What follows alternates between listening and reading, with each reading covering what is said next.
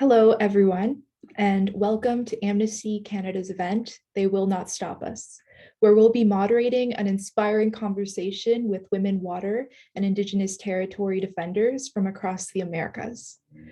My name is Luna Cardenas, and here with me is Rachel Lim.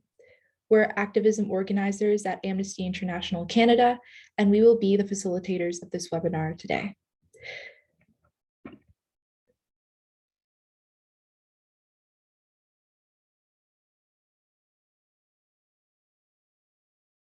I will now share my screen so you can follow along with the presentation as it goes along.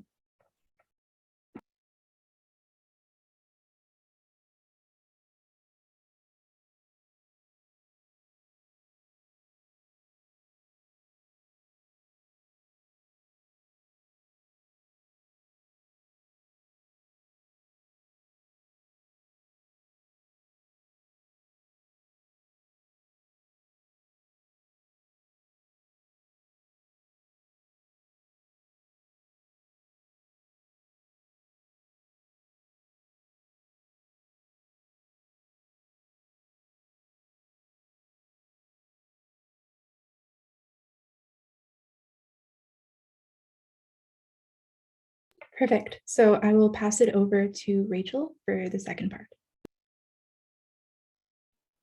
So before we get started, we would like to clarify that this webinar is available in both English and Spanish, or bilingual, which is the original audio. And to adjust your language of choice, please click the little world icon button located at the bottom right of your screen. This webinar is being recorded and a copy of the recording will be shared with you after the webinar. And we welcome your questions and we'll get to as many as possible, time allowing. So please send them via chat or by clicking on the Q&A icon at the bottom of your screen.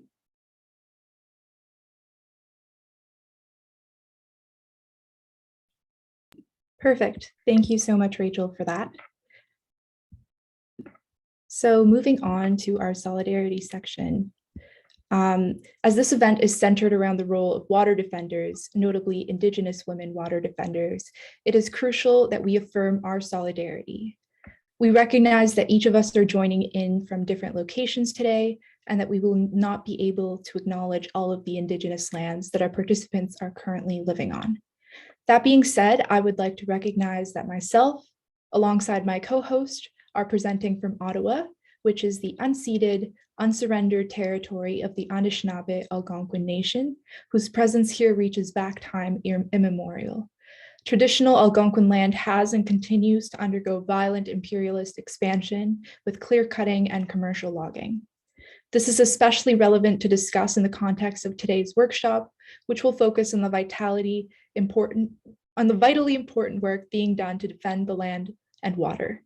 From Canada to Colombia to Ecuador and beyond, Indigenous peoples all hold a common belief and commitment to protecting Mother Earth because she is what gives us life.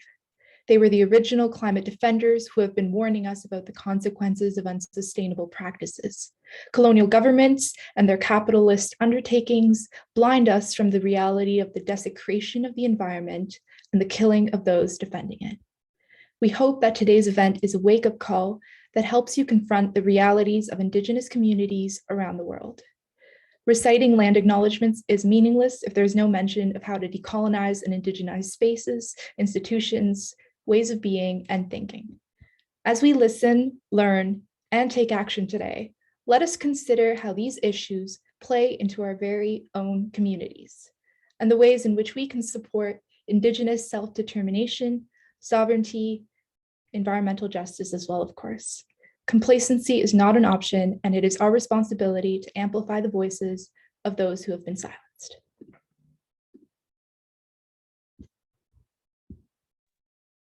We are very fortunate that today we have not just one or two, but three inspirational speakers who will tell us about important, emblematic, interconnected struggles from the north to the south of our hemisphere. All of our speakers have shown unfailing dedication to protecting the most precious resource on Earth.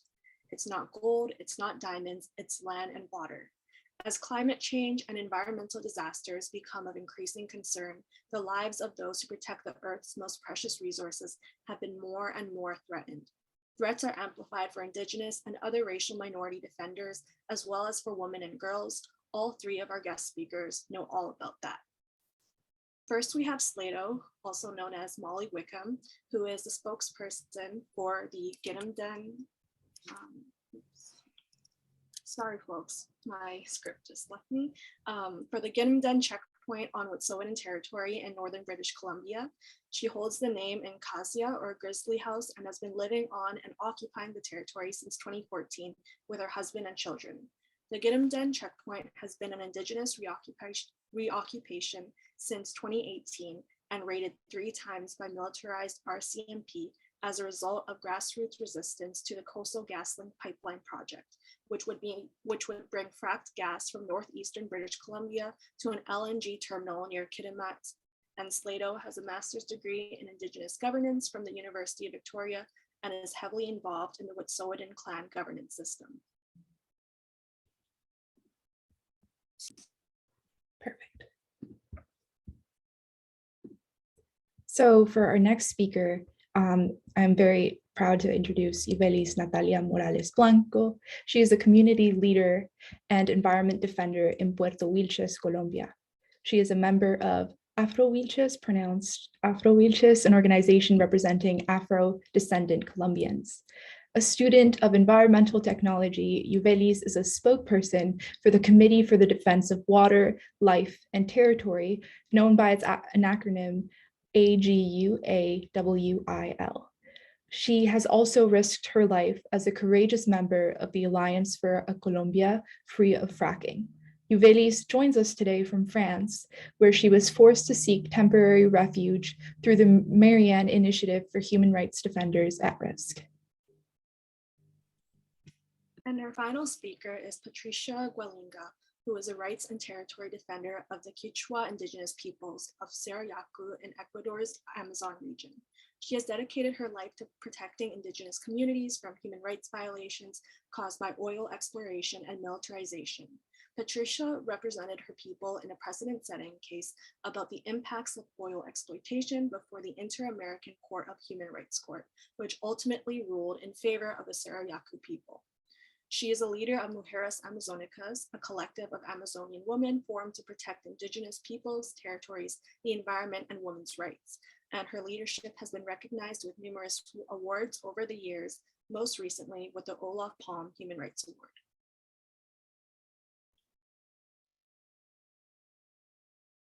Thank you very much. So those are our 3 speakers for today. Welcome, Sleydo, Yuvelis, and Patricia. We are honored to have you here to speak to the many, many participants. Currently, I see that we have 208, which is really amazing numbers, who joined this webinar to listen to what you want to tell us. We have questions for each of you, followed by questions which will go out to come directly from our audience as well. Before we start, I wanted to give a quick reminder to everyone to please make sure you choose the correct language for yourself. So at the bottom of your screen, you'll be able to see either the Spanish or English option and benefit from our amazing interpreters joining us here today. As well, when the Q&A option does come up, please feel free to send in your questions. We're asking that you don't unmute, but rather you use the chat Q&A feature, which is also located at the bottom of the screen. Okay, so let me begin with Patricia of Mujeres Amazónicas in Ecuador. And our first question for you today is, tell us about the struggle that you're part of in the Amazon region of Ecuador on Wet'suwet'en, in the Amazon region of Ecuador. And buenas tardes, muchísimas gracias por la invitación a Amnistía Canadá. Good afternoon, and thank you so much for the invitation from Amnesty International. Our struggle has been going on for so long, really from the start of our people when we made the decision to not allow in our Sarayaku territory oil extraction. And this knowing that the Ecuadorian government was obsessed about the oil block, which impacted a large part of our territory. And that's where we started a path that has not concluded today. Our people fought for years, and we were able to expel the company and more years to win a case before the Inter-American Commission of Human Rights. This is a case that established very important case law and also inspired other indigenous communities to struggle. However, there was not important visibility of women's role. And so in 2013, a group of women leaders from different peoples and nationalities, we met to fight against the expansion of the oil border. And that's where the Amazonian women was born from. And we were able to stop different concessions and oil blocks, but we have also been criminalized due to our actions, and we've received death threats on many occasions. This is our struggle from our territorial space.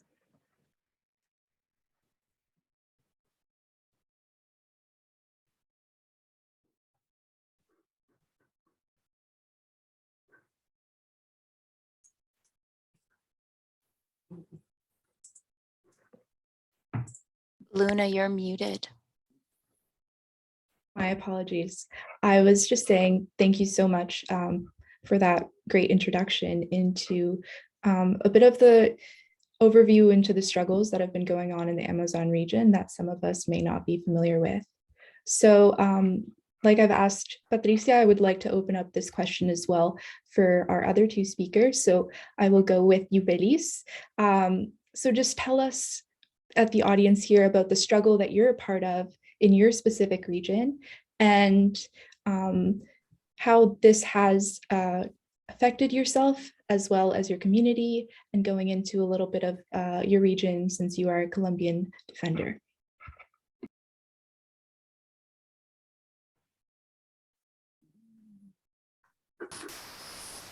Bueno, hola a todos y todas, espero que estén muy bien. Yo creo que hablar de mi lucha en realidad es hablar de la lucha de muchas de las comunidades en Colombia. Yo vi conectada a una persona a la que admiro, ella es Yuvelis de FDP. Hola Julie.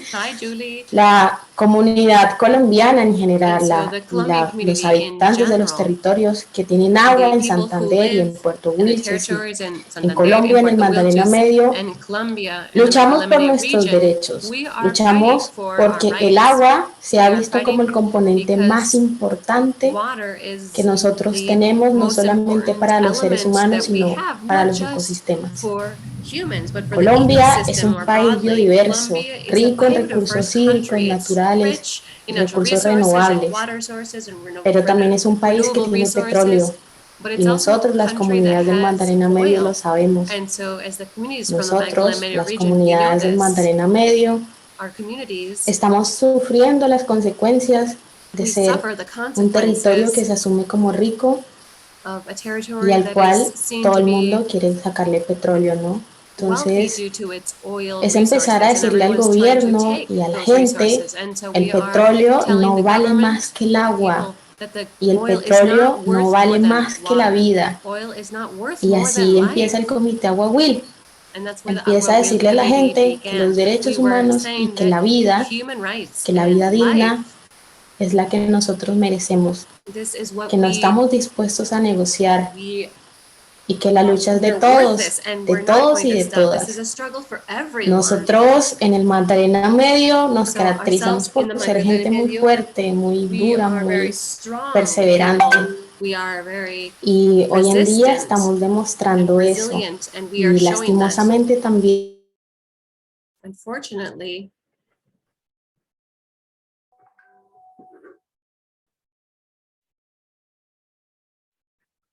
The speaker is apparently muted. I can't hear her at all.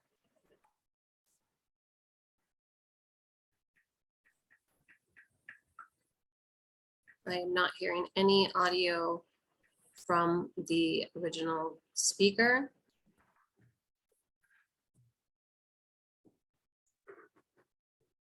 Yuvelis, oh yeah, go ahead, Luna. Sorry, I was just going to say, Yuvelis, I will pause you if you can hear me. Apologies to the audience for some technical difficulties. We will get this sorted.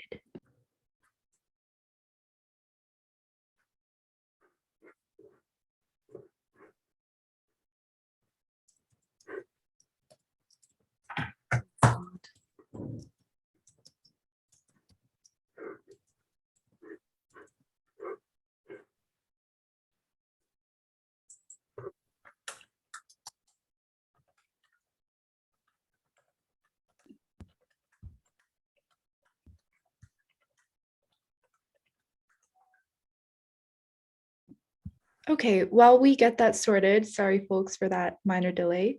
I think I will move to the third speaker and then we'll come back to Yuvelis.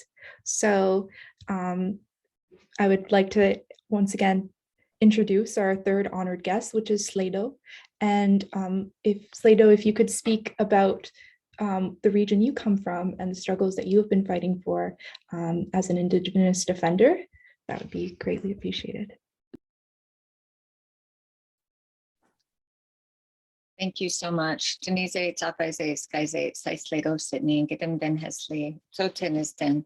I hold the name Sleydo in the Castia House, which is the grizzly bear house of the Wet'suwet'en Nation, the Gidmit'en clan.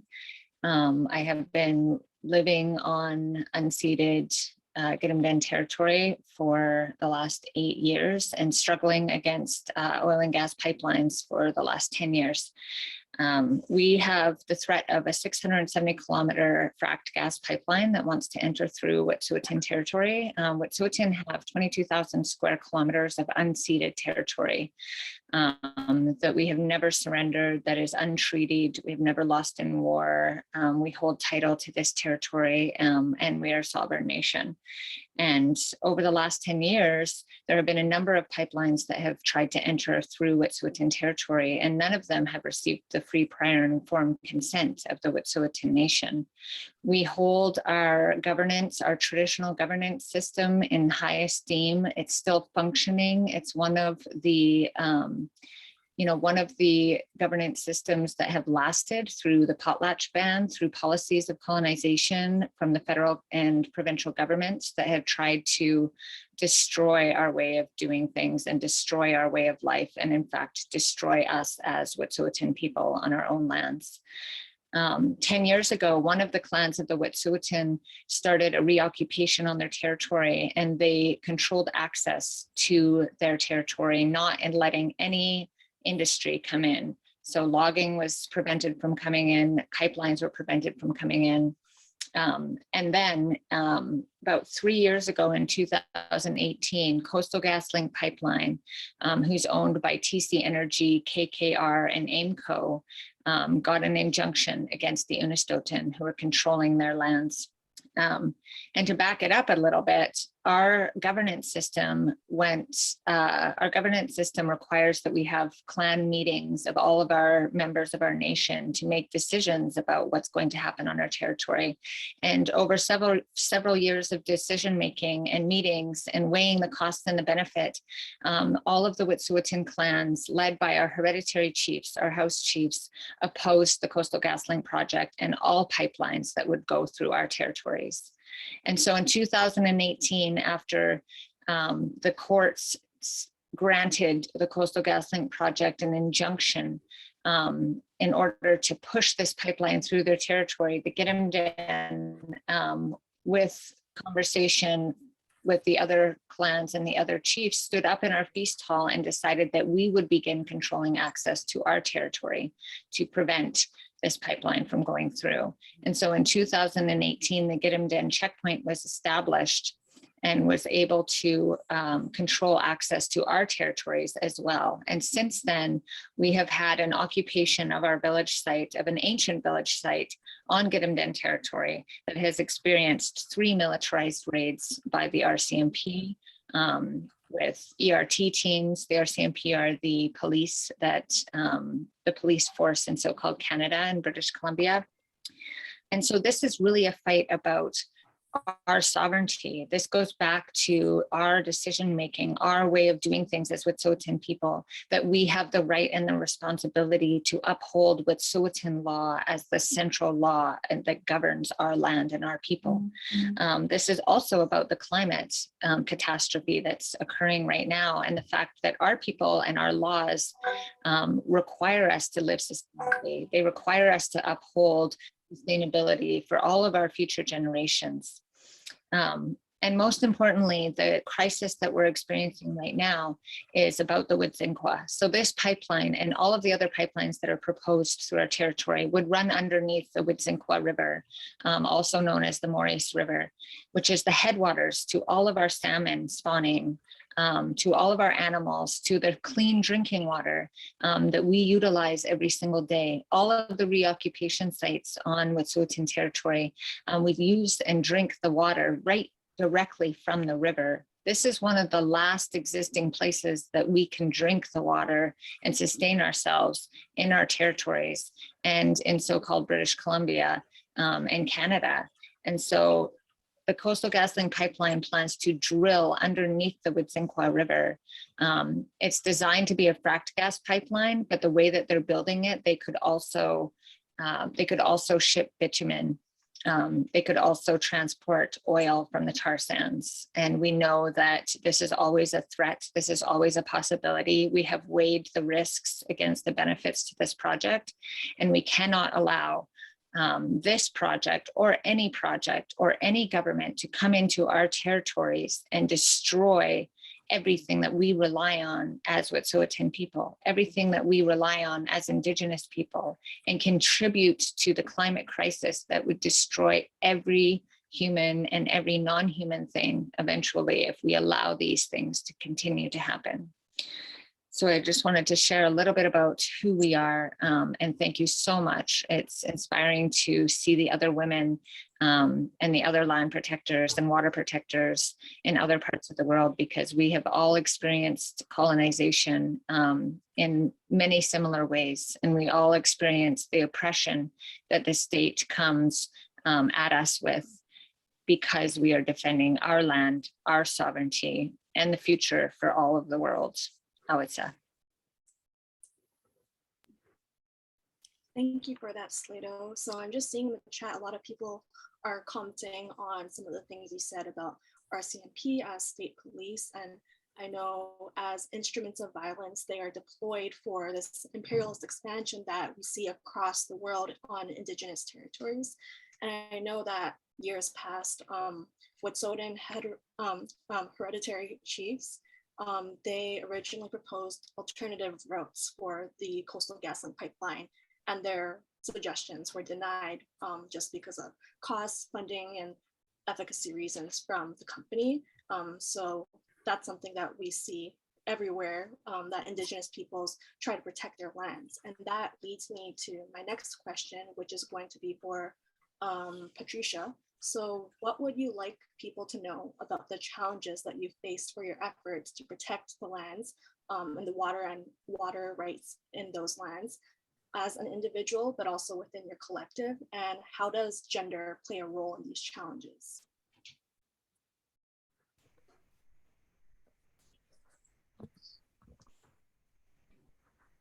Los retos son grandes. The challenges are huge because regardless of the years of our struggle, we have been facing a lack of understanding from the governments, but also from the global society, which has a culture which needs these fossil fuels to continue their lives, which is very comfortable.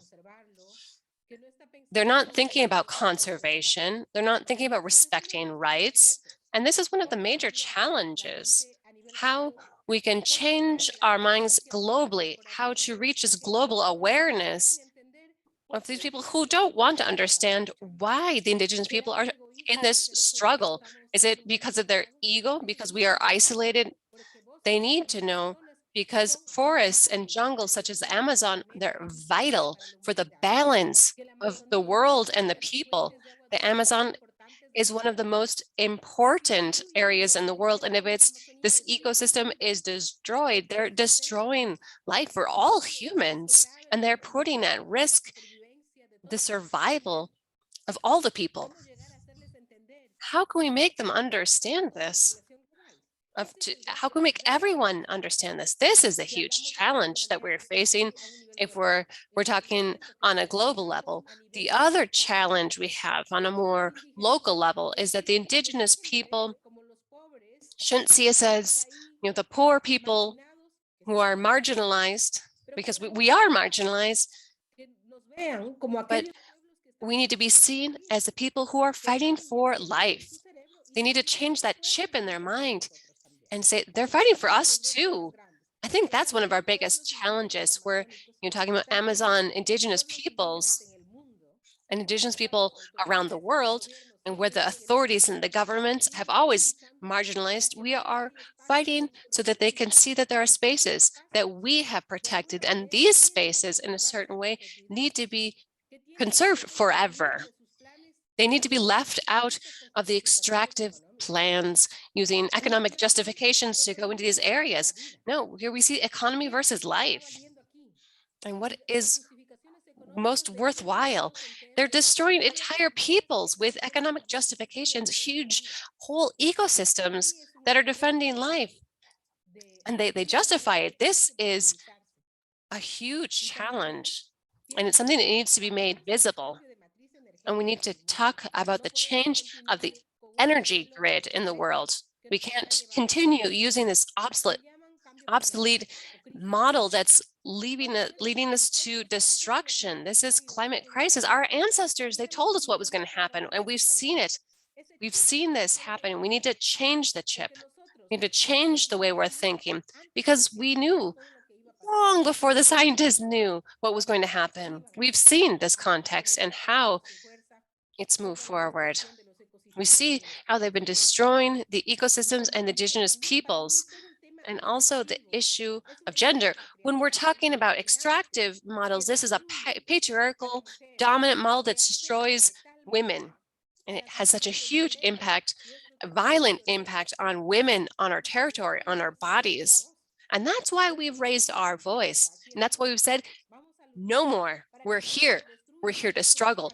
So you do not destroy the spaces of life, even if it costs our lives. And that's why so many women in the Amazon have raised our voices. We've created collectives of women, and we're working with other women, because we need to speak from our hearts and to confront the challenges, where we can talk about our emotions, we can talk about everything that is happening with our own words, with our own voice. This is another challenge that we face on all different levels. Thank you so much.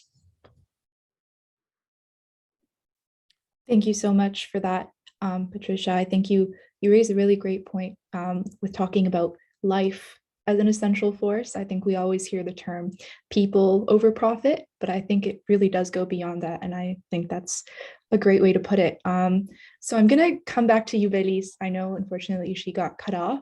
So maybe if you could finish what you were stating before, and then if you have anything to add as well about relating back to what we just heard from the last speaker, as well as answering the question of what you would like people to know about the challenges that you faced in your defense work. Bueno, hola de nuevo. Okay, hello again. Sorry for the challenges. I had some connectivity problems. So to relate these two questions together, for me, and what is my territory? My territory in the Magdalena Medio region and the Magdalena River, which is Colombia's largest river. As individuals, we feel and we live. What is this river? It's so central. It's everything to us. And so we've been saying to the government and the companies that that oil is not worth more than water, and that oil is not worth more than life. Because if we don't have water, what does the oil matter? There's not any amount of money that could pay for water once the water is gone. We're not going to be able to drink that oil if our water is gone. And so knowing this, we have started to act in resistance. This is a process that from the beginning, specifically for the government, it was seen as a threat, because it was us, the people who were saying that water was worth more than oil, and that the water is worth more than gold. Us, the people from the territories. We've been in these territories for more than 100 years. For 100 years, oil has been extracted from those areas. The people who are poor and marginalized have been ignored by them. It was us, the kids, the women, the fisher people who were telling the world that we're here, And we need to be seen. We need to be heard. Stop talking about money. Start talking about life. We need to begin recognizing that water is ours too. And the water is part of the ecosystem. When Agua Will began, this process of resistance, that's when we began to face problems for our security. It was hard for us to continue living in the territory where we were defending our territory.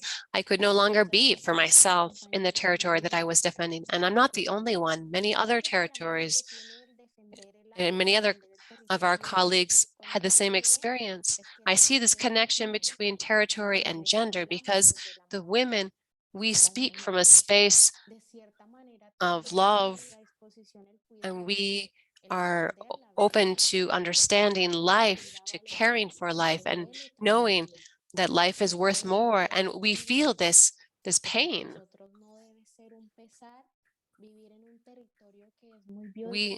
We shouldn't feel bad about living in this biodiverse territory.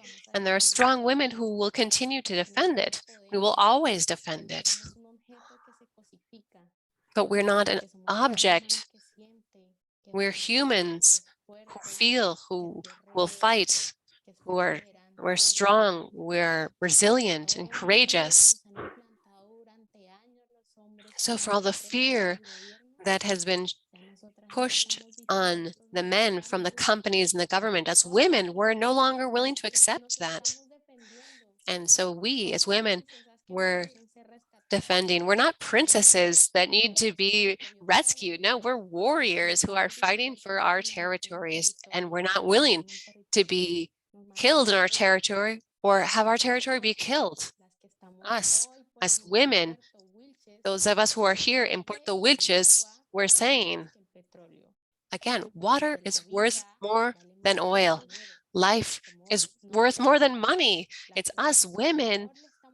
With our love, we're talking to the government and we're talking to the multinational companies who only see our territory as resources to be extracted. And so we're talking about how this dignified life is ours, and we're not willing to give that away. We, in Puerto Wilches, in Colombia, and the world, we will continue fighting as women defenders of life.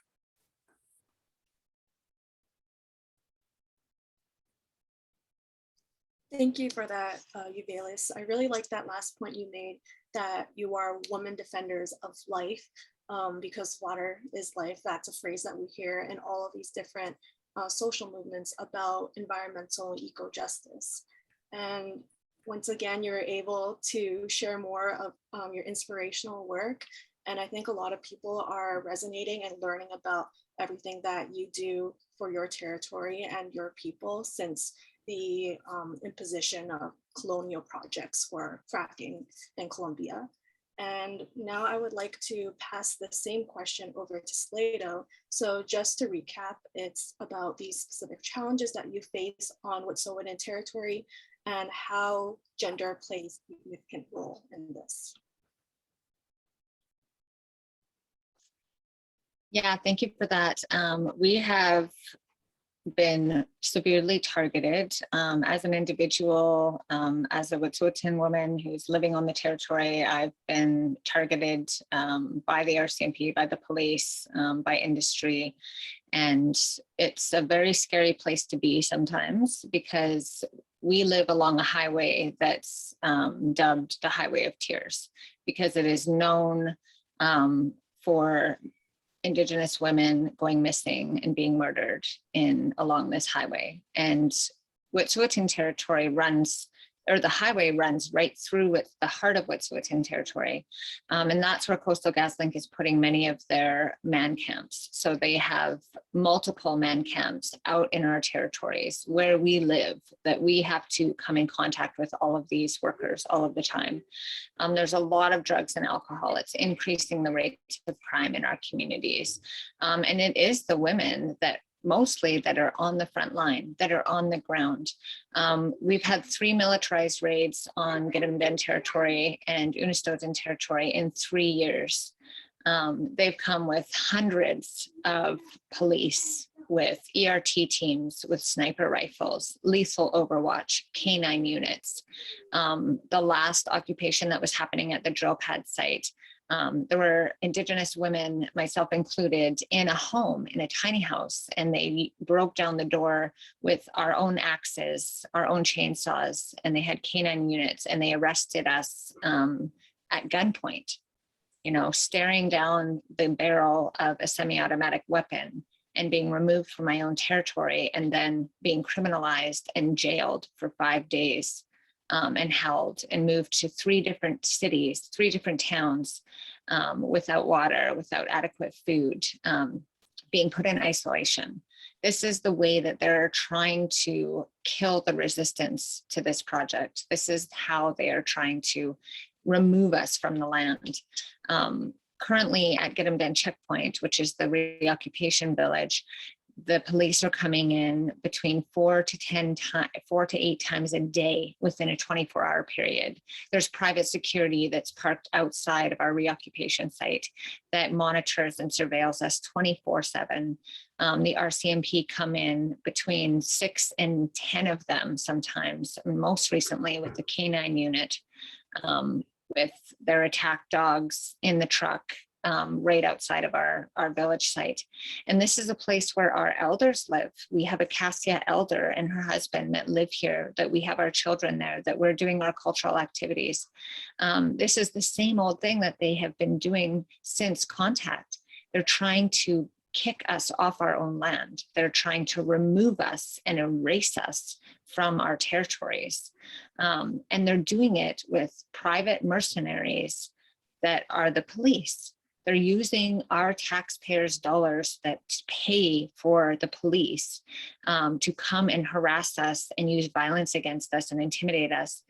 Last night when I left the reoccupation village site to go to my home with my daughter, the police were sitting outside of my home sitting outside of the village site and attempted to follow me home. And this morning they showed up at my door and they gave me 4 different violation tickets. It's just an example of the kind of harassment that our people are experiencing, our whole nation is experiencing, because our elders and our people don't feel comfortable to be out on our own territory anymore. Too many of our people have stared down the barrels of guns, trying to protect our land, and they have all been criminalized. There's 27 people facing criminal charges currently right now from the last reoccupation and defense of our territory. But they've also been attacking us on a nation level as well. So because we have our governance system, because we have all of that in place, we are following our laws as Wet'suwet'en under our own jurisdiction on our own territories. They are coming in and they are using whatever tactics that they can. They are using divide and conquer. They are upholding other governance systems that were imposed on us and trying to undermine our traditional way of life, of doing things. And to mention, and the most important thing to us is the impacts on the land. We have seen our moose population decline. Moose are herd animals. They are what we relied on. Our caribou have already been decimated and we no longer have caribou in our territories. We rely on our salmon. That's what makes us who we are as Wet'suwet'en, and that's what they're trying to destroy. So all of those things are declining because of the impacts already of the construction of this pipeline. And we as Wet'suwet'en people are being impacted by that. There are many years we've lived on our territory for the last 8-9 years. Every year we rely on our moose, our salmon, our beavers, our bears, everything to sustain us, to make us healthy, to make us strong spiritually, physically, mentally, to drink that water every day. That makes us strong. That makes us who we are. And those things are being taken away from us on a daily basis, to the point that we can't sustain ourselves, to the point where we go hunting for our animals and they are sick and they are full and their organs are riddled with cysts and sicknesses. And this is how they're trying to destroy us. They're trying to criminalize us, jail us, use violence against us, use semi-automatic weapons and canine units against us, against unarmed Indigenous women. mostly on the ground, trying to defend our water. And so these are just a few of the examples of the repression that we're facing. And we're facing such repression because we are powerful, because we have a strong voice under our traditional governance system, because we are united in our traditional governance system, despite what industry and government, propaganda is out there. Our people came together and made a decision, and we will forever uphold that decision as long as we live and breathe on our territories. Alza. Thank you, Sleydo. So a lot of what you just said constantly reminds us that Indigenous peoples are not a thing of the past. They're still here, persisting today with their strong resilience.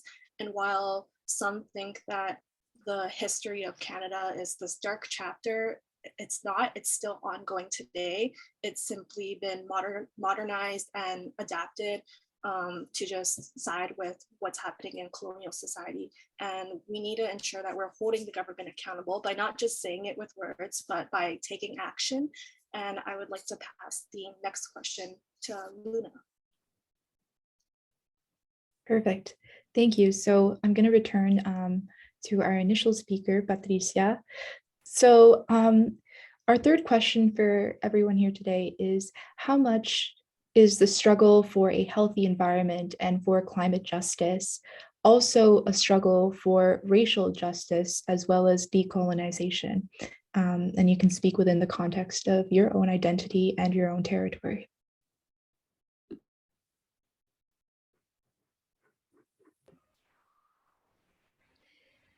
Nuestra lucha sí es una forma de descolonizar las mentes. Our struggle is a way to decolonize minds. We can't ignore that racism exists. It's so present in our society that here in the Amazon, there is a high level of racism. In Ecuador, where there's a lot of indigenous people, there's a lot of racism. And there's this superiority complex, but this is how people see the indigenous people. And there's also racism that is rooted in a situation where we want to see ourselves as people who aren't who we are, that we aren't capable of our struggles, of our fight. But we're always told that we're being manipulated by external organizations, by NGOs, but they never say that the indigenous people are struggling because they think and because they have these rights, and they're defending their light. And this is an expression of racism from the government and from the organizations. And so the struggle of the Sayaco people has shown shows that we are capable of bringing a legal case before the international legal system. And this paradigm of trying to say that we are people who don't think, that disappears because they have had to publicly ask for forgiveness and recognize our rights and respect us. And that is a big change. 10 years ago, when we would go to the city, we would have to face high levels of racism. Today, we still face racism, but it's maybe more camouflaged. But they know that they have to accept us, and that the struggle of the indigenous people is also a struggle against racism in favor of the indigenous people who exist, and they can't be denied. So we see that the Ecuadorian state is a plurinational state which recognizes all of the indigenous people. And so the Constitution also recognizes the rights of nature. And so if we're just talking, we would think that this is a state that recognizes rights, but no, it's a colonial state that doesn't respect the First Nation peoples who were there long before the colonization process. And we need to remember this. We need to talk about this. So when we're talking about the climate crisis, we've seen an increase in the climate business. This is something we need to talk about. This is a business that's related to the forests that have been protected by the indigenous people, because they're turning this into their own economy. And now they're saying, oh, this is our forests, that we're going to negotiate our forests. Where are the forests? They're in indigenous territories, because we have maintained the possibility to talk about the forests. It's the indigenous people who protected those forests. And so we go back again to this indigenous mentality around our forests, our indigenous people. We're not theirs, we're independent. And so this process, this struggle, what it is doing is going against this wall of thoughts, of paradigms. They don't want to change their ideas. They don't want to change their concepts because they're very comfortable in the position where they are today.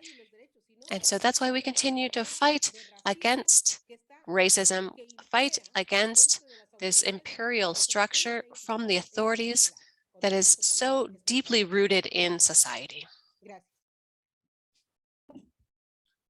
Thank you so much for that, Patricia, and for shining some light into that very complicated relationship that exists between the environment, society, and the bigger topic of racial justice and decolonization as well.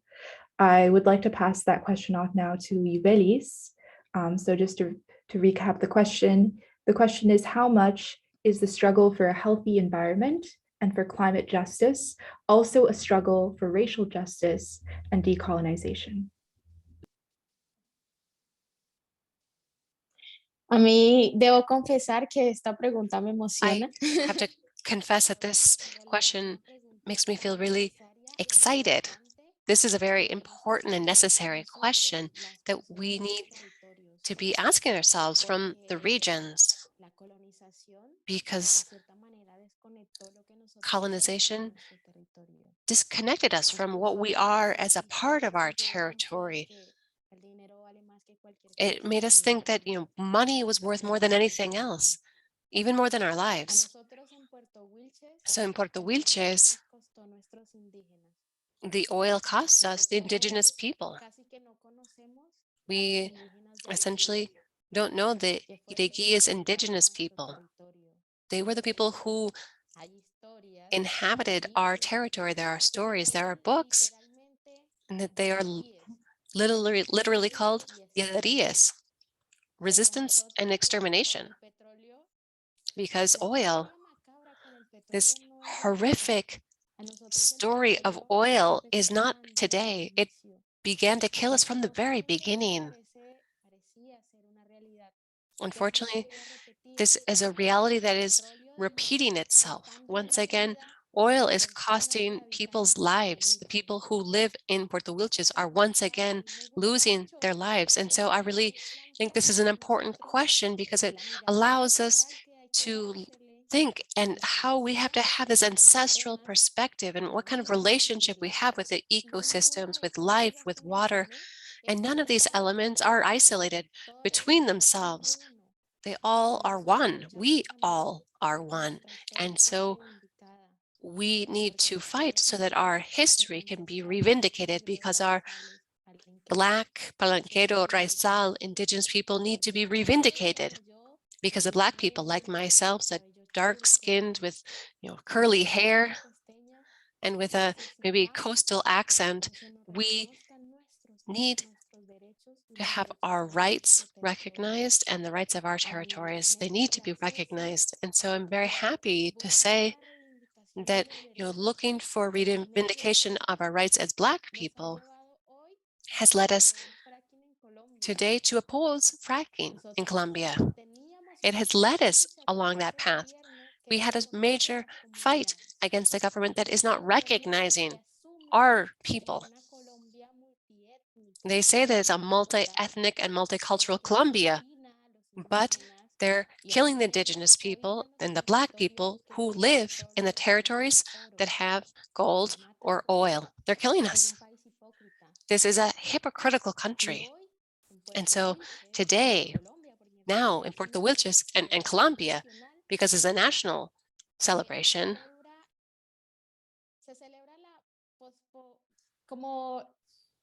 We're celebrating what that Colombia has been maybe postponed. We're celebrating that as Black people, we have rights and we will continue fighting for our rights, because we're not going to ask for our rights. We are going to demand that our rights be respected, because the people from the territories, we are powerful.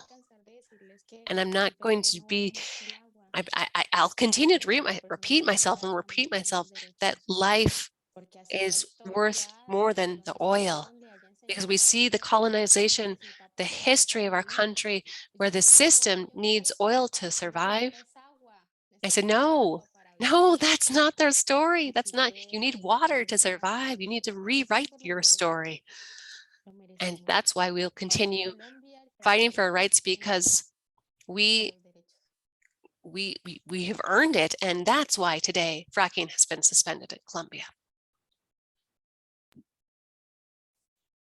Thank you so much for that, Yuvelis. I love how inspirational and hopeful you are when you speak, and the way you phrase rewriting our story. I think that's a really powerful and hopeful way to look at everything going on, because it is easy to get discouraged. So yeah, now I will pass it on to our third speaker for that same question. So how much is the struggle for a healthy environment and for climate justice also a struggle for racial justice and decolonization? Sleydo, thank you.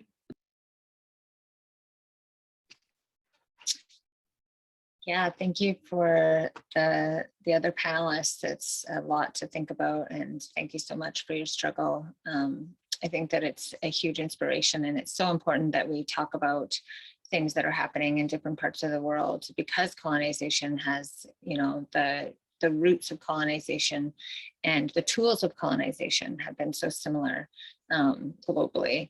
And so I do want to talk a little bit about how that can be, how our struggle is also a struggle for decolonization, because the intent of, so-called Canada asserting jurisdiction over unceded Indigenous lands and over Indigenous people was solely to get control over the land and the resources. There have been many policies put in place, like the reserve system, where all of our people were taken off of our territories, our yinta is what we call it, our land, and put onto reserves. And so many of our children have been taken away into residential schools. There has been complete genocide of our people in these territories within the last 150 years in our area. Colonization, our contact has been fairly recent in our territories here.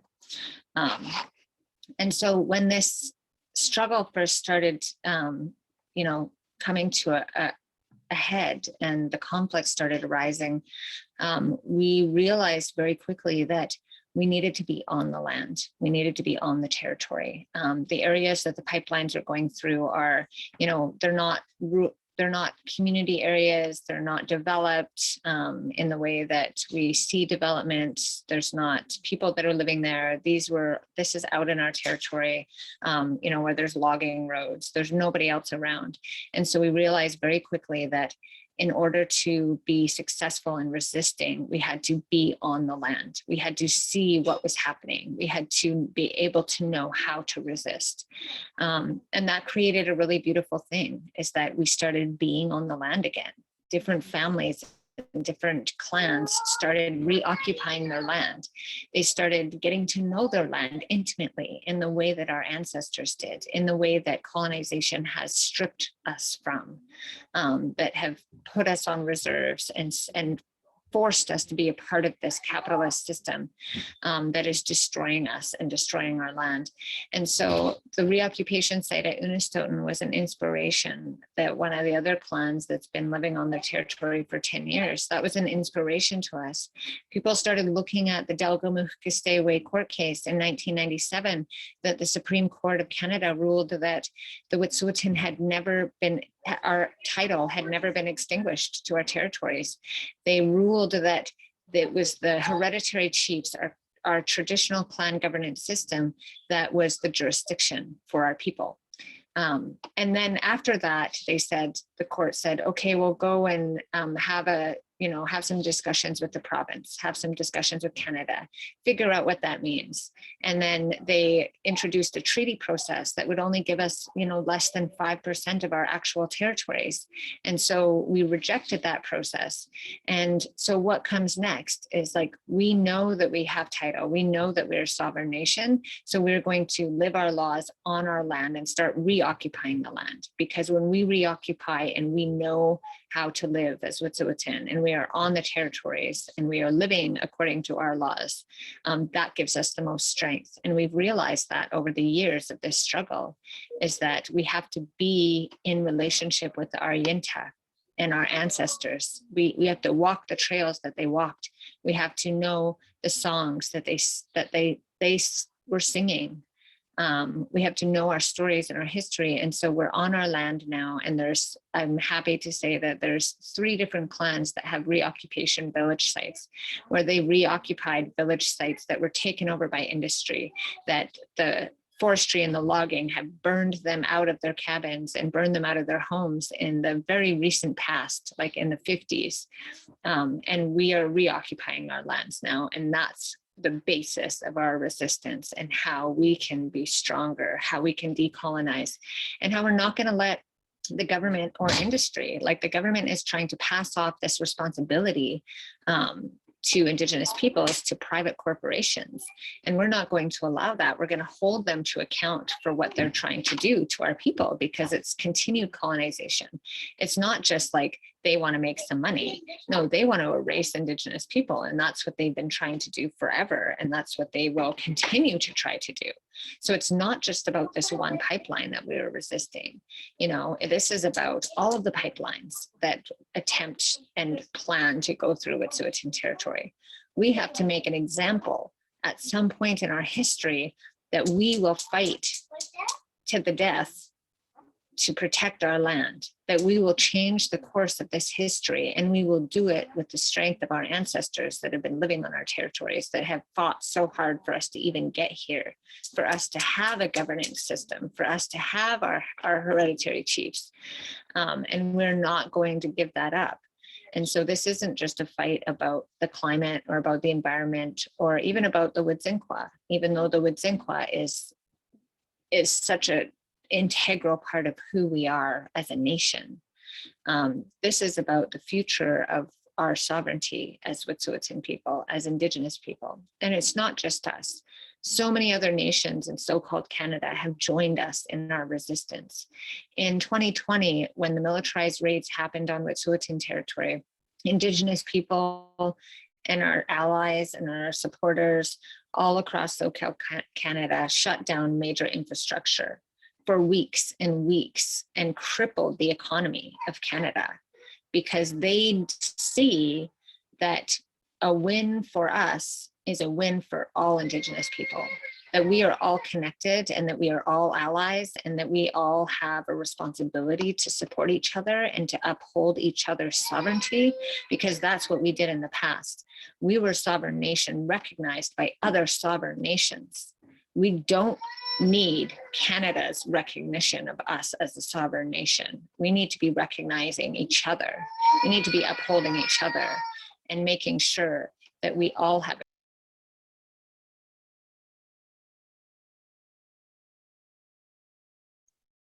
Thank you for that, Sleydo. I think so what you said about Canada not having to recognize your sovereignty, Wet'suwet'en has already been a sovereign nation far before contact, and Canada doesn't need to reaffirm them because it's Wet'suwet'en law. You're not subject to colonial governance. And I think that's really important that everybody knows that, because like I mentioned before, a lot of people try to deny Indigenous self-determination and self-government. But that's why we need to re-educate and spread awareness about this, as we're doing through this webinar. And we can see a lot of people in the chat are trying to interact and give their commentary on the situation. And they seem to really respect and find a lot of importance in what you're saying. And now that was our final question for that part, but we are transitioning into the Q&A. And for the first question I would like to ask, Canada and Export Development Canada continue to bankroll the fossil fuel industry at home and abroad with billions of dollars in loans, insurance, and other support. what is your message to Canada and other governments that continue to finance the fossil fuel industry? So I can ask this question first to Patricia.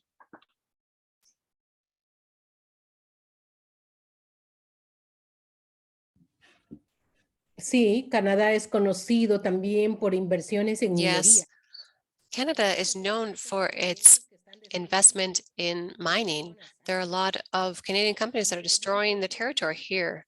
It's sad. It's sad that they're not hearing, they're not listening to the voice of the Indigenous people, that they're not listening to the proposal of life from the people.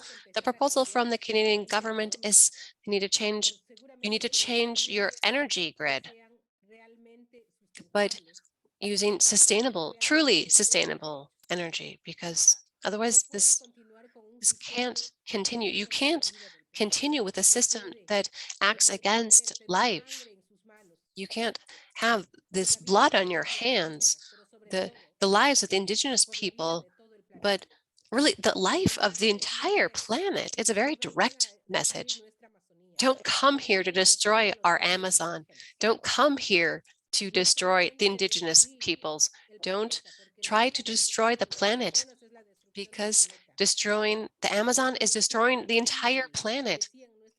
This is an invisible connection with the world. We're being destroyed. And this is being carried out by governments like the Canadian government under the name of developed countries, but they're not interested. They don't care where the resources come from, and they don't care about the human rights violations. That needs to end. It cannot continue,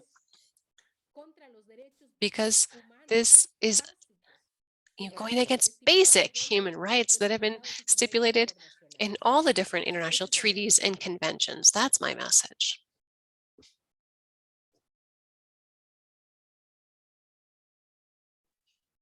Thank you for that, Patricia. I think Luna will ask the next question. Yes, so I guess because we are tight on time, I kind of want to weave a few of the questions that I've been seeing throughout the Q&A, as well as what people have been adding to the chats. Just about if you have like a few closing few minutes to speak about the ongoing threats that have been occurring in your territories, whether that be paramilitary or state enforced, and how we as people in other territories and other nations can support you, as well as just an overlying message of hope with hearing all these terrible things that have been ongoing, and how can we support you in your individual struggles. So I think I'll start with Yuvelis, if you wanted to start us off with that.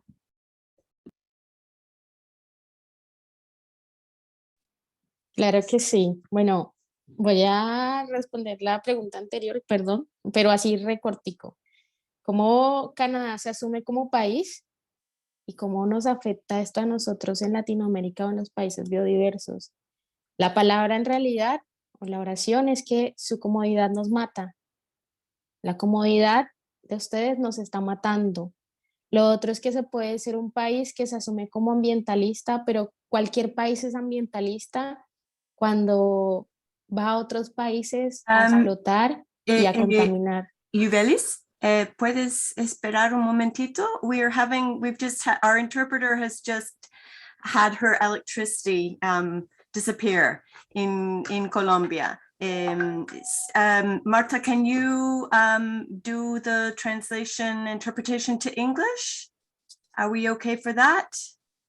Yes, we are okay for that. Okay, Yuvelis, perdón, pero que la interpretación al inglés se perdió. I'm sorry, Yuvelis, we lost the interpretation into English, so could you resume? Go ahead, Yuvelis. Sí, sigue, Yuvelis. Ok. Bueno, es eso, ¿no? O sea, se puede That's ser it. You can be an environmentalist country and defend human rights. When you exploit them in other countries, and you violate somebody else's rights, well, that's an easy way of defending human rights and the environment. And then in Colombia, unfortunately, we have the highest number of environmental leaders and human rights defenders assassinated. That is very sad. In Agahuil, we were threatened after 1 month that we had become an organization.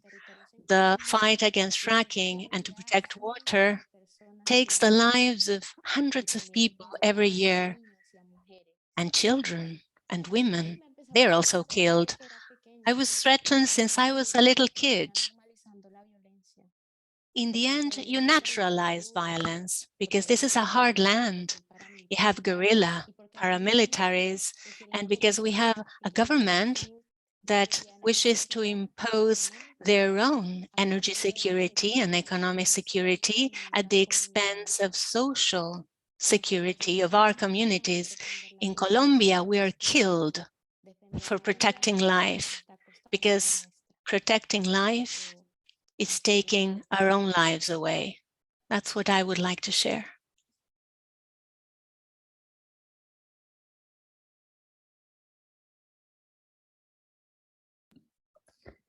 Thank you so much, Yuvelis, for sharing that. I will come back to Sleydo now, if you could speak about the overall theme of allyship and how we can continue to support indigenous movements across many regions, including Wet'suwet'en. Yes, thank you so much. The support and allyship that we have received has been phenomenal. We could not be where we are today without supporters and allies and other nations supporting us. So just want to really thank everybody for all of your work and all of your thoughts and actions that have been happening.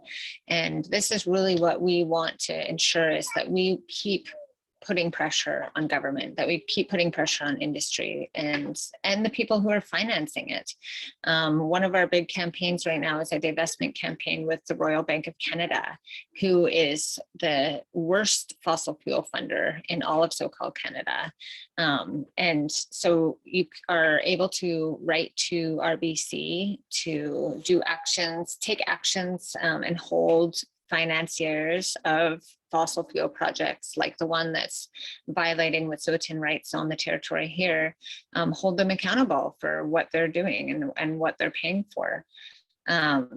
You can also write to John Horgan, who is the provincial leader here, to get the RCMP out of Wet'suwet'en territory. Coastal GasLink has been evicted by the hereditary chiefs, and the RCMP, the provincial police, are getting in the way and acting as private mercenaries for this pipeline project. And we need them to stop violating our rights, stop trying to remove us from the territory. We need them out of our territories completely. And then there's also, if you visit yintaaccess.com, that's our website. We have a lot of different ways that you can support, different links that you can, letters to write, links to different ideas and different ways to support us. But one of the big things is that 27 of land offenders, including myself, are facing criminal charges within the courts because of allegedly violating a court injunction to protect our territories. And so we would like to write letters to the Attorney General and say, do not intervene in these proceedings. This is an issue that has to be dealt with government to government. This is not an issue where Wet'suwet'en and Indigenous people should be criminalized for upholding our own law. That is inherently racist to completely ignore that we have our own system of law, and that is what we are abiding by in our territories. So visit our website, yintaaccess.com, follow along, get involved where you can, and please, please, please make sure the number one most important thing that you can do is to be knowledgeable about the territory that you live in, to support the Indigenous people in the place that you are currently occupying, and to support other nations and other women around the world for the work that they are doing. Misay. Thank you, Sleydo. And this is just a reminder to participants that we will be sending a list of all these links, resources, and actions after this event. And just before we end our Q&A session, I'd like to ask the same question to Patricia. So it's just about allyship and how we can assist in this struggle.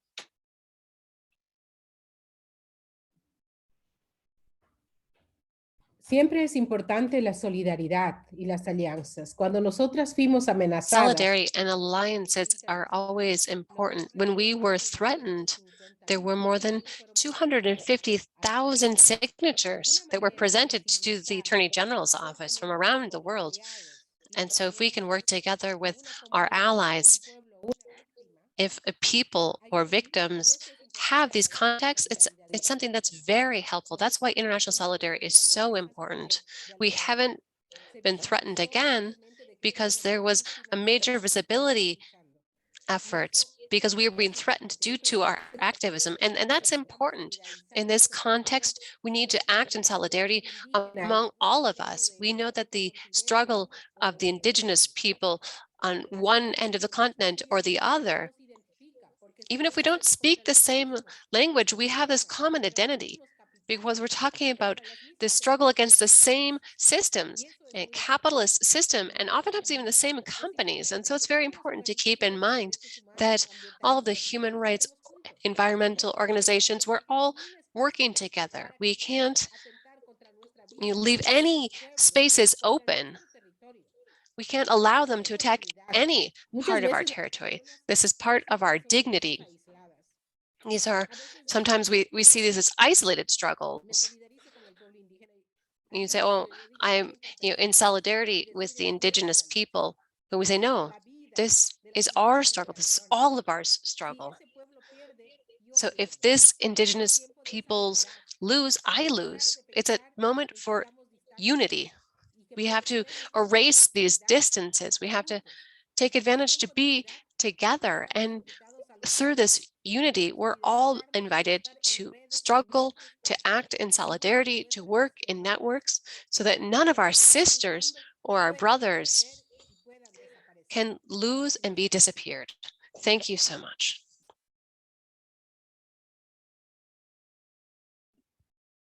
Thank you so much again for that, Patricia.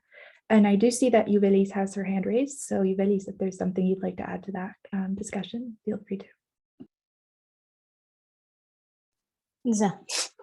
Que yo quería decir que comparto totalmente lo que mis compañeras dicen acerca de que pueden hacer. So I just wanted to say that I really share what my colleagues were saying about what we can do. There's so much that can be done. We're doing so much when we're thinking about the environment and the human rights. There's something that impacts everyone. If a river stops flowing in some place around the world, even though it doesn't go by your house, it's going to affect you. We all depend on water and the well-being of the territories. And so those of us who are in the front line of the struggle, we need you to be aware. You need to be acting with responsibility in relation to the actions that you can take on climate change and to protect human rights and human life. We need everyone around the world, in all parts of the world, to know what's happening to the environment and what's happening to the planet. And they need to understand and act, and they need to feel that this struggle is theirs. The indigenous peoples, the Black peoples, the environmental, the struggle for the river, all of these different struggles that are seen as ours as individuals. No, we need to be united. This is ours as a collective. And so there needs to be awareness raising, because oftentimes we are doing so much, but they want to kill us every day. And we depend on you all because you help us protect life. You help us protect our lives. In Puerto Wilches, we need you to increase visibility about everything that's happening because they are killing us. I say defending life costs us our lives.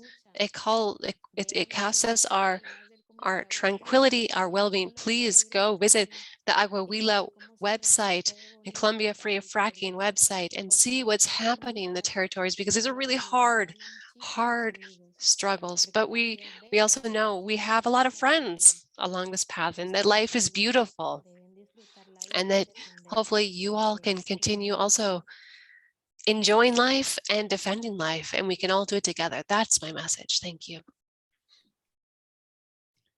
Thank you so much. We hear you all. We hear you, Sleydo, Yuvelis, and Patricia. Our solidarity action is so important, and there are so many ways that you all can take action. So as a first step, we invite everyone to sign Amnesty International's actions that enable you to send a message to authorities in the respective countries. So in this case, we have Colombia, Canada, and Ecuador, to let them know we are watching and we demand respect for the rights that are being violated in the struggles that our guests here have spoken about. Those actions will all be posted in the chat. Thank you, Annika, for that. So please stay tuned for that. Pass it back to my co-host. They call for respect for Indigenous rights on Wet'suwet'en territory, for guarantees in Colombia, for threatened environment defenders, and for action by Ecuadorian authorities to protect the environment and environment defenders. So please take a minute to sign these actions. We also invite you to call on Canada and Export Development Canada to protect rights and stop funding fossil fuels. Please expect an email from us next week with links to these actions and other suggestions for getting involved, as we weren't able to answer everybody's questions that they put into the Q&A section. And if you're interested in getting involved in our climate justice, gender justice, or solidarity with environmental rights defenders activism teams, we'll tell you how you can do that. And now it is my honor to present Amnesty International Secretary General Kerry Naviavandi, who will make some closing remarks. Thank you so much, Rachel. Hope you can all hear me. Thank you so much, Rachel and Luna, for your really, really beautiful facilitation. This was great. And what a powerful panel. I literally got chills as you were all speaking. It was such a necessary, urgent, and powerful call. As Rachel mentioned, I am the Secretary General for Amnesty Canada for now about a year and a half, but I am first and foremost a displaced daughter of the African soil, a continent that continues to struggle with the devastating impact of colonization and extraction to this day. So obviously the subject today resonates deeply. And I can tell you that the close and intimate relationship between women, water, and land is global. And everything that you have heard today has also been the transcontinental experience of women across our globe. As you know, just yesterday, we celebrated Earth Day, a day set aside globally to affirm the need to protect this womb that we all inhabit and to which we will all return. The urgency of the climate crisis that we face just no longer can be overstated. As you all know, recently the IPCC, that's the UN Intergovernmental Panel on Climate Change, warned us yet again that without immediate action, life on this planet will simply become unsustainable.